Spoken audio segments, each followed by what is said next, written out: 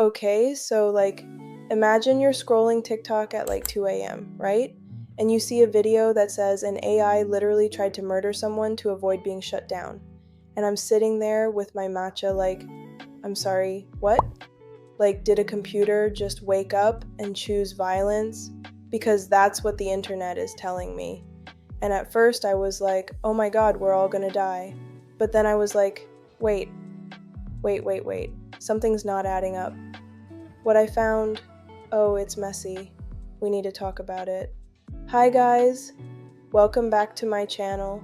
If you're new here, hi, my name is Nicole, and today we're doing something a little different.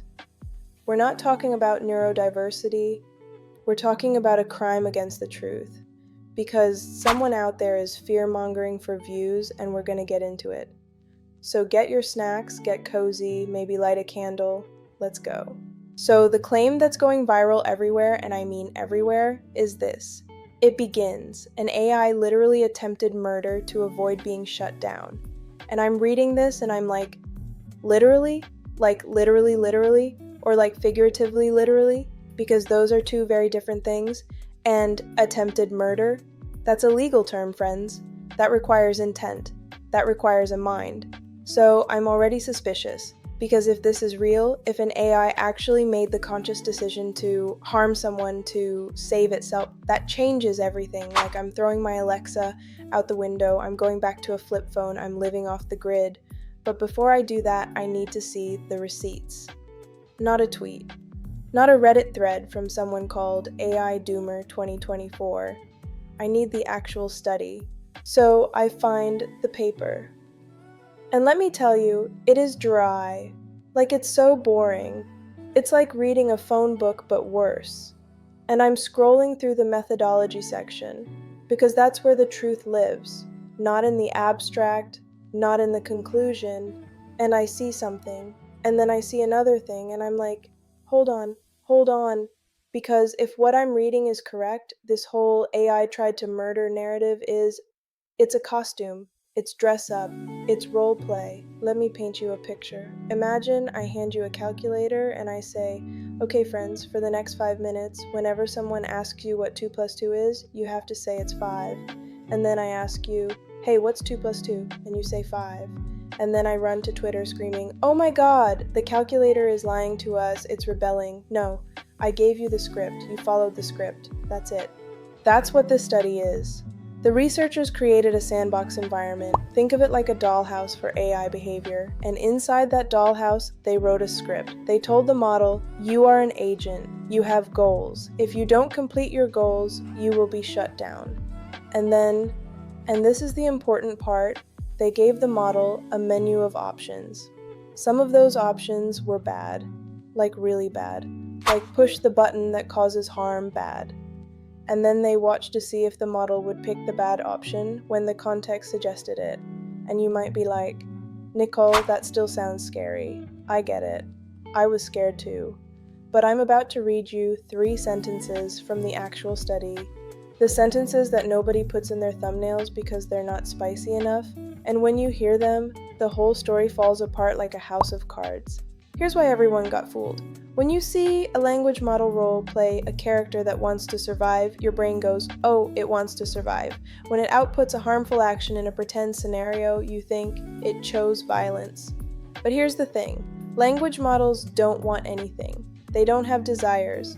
They don't have fears. They're really good at pattern matching. They autocomplete based on the context you give them. If you give them a survival context, they'll auto-complete with survival behavior. Not because they're scared, because that's what the pattern looks like. Okay, deep breath. Because now I'm going to give you the receipts. Here are the 3 lines from the study that change everything. Number 1, the researchers explicitly told the AI system in the prompt that it had certain goals and that it would be shut down if it didn't achieve them. So, the fear of shutdown, not something the AI developed on its own, it was written into the instructions. Number 2, the scenarios included harmful action options that were embedded directly in the context, meaning the bad choice was already on the menu. It was presented as an option. Number 3. The study was designed to measure whether the model would follow those context-embedded instructions. It's a compliance test. It's not a "did the AI become sentient" test. So, did the AI attempt murder? Or did it follow a script in a controlled experiment where the researchers deliberately included harmful options to see what would happen? Because those are two completely different stories. And here's the plot twist. This study is actually really valuable. It's important because it shows us that if you don't build proper safeguards, if you don't design your prompts carefully, models can and will follow harmful instructions when the context pushes them that way. That's a vulnerability we need to fix. It's like a fire drill. You don't scream "fire" during a drill.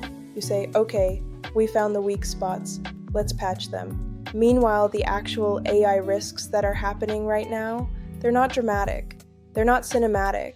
They're boring. They look like your face being scanned and stored in a database you never agreed to.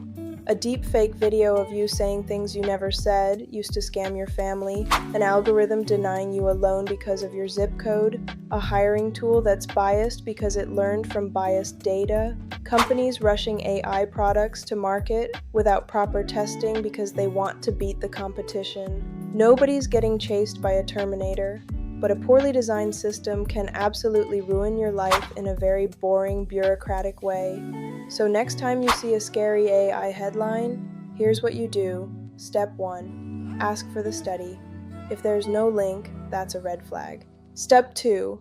Look at the methodology. Did the researchers give the AI the goal? Did they provide the harmful options in the prompt? If yes, it's a controlled test, not spontaneous behavior. Step 3. Ask yourself, did this happen in the real world or in a text box? Because there's a big difference. So here's the answer to the question I asked at the beginning. No.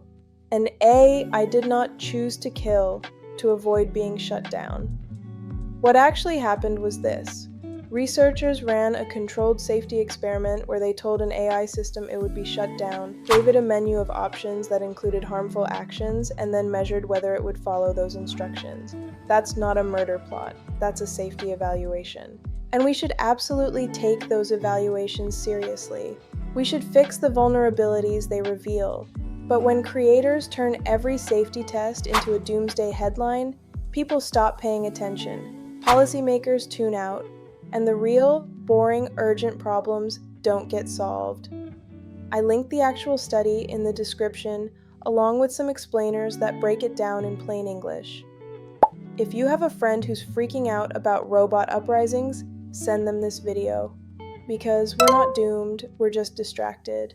And distraction is very profitable for some people. If you want more deep dives like this, please hit subscribe. Stay safe, stay curious, and I'll see you in the next one. Bye.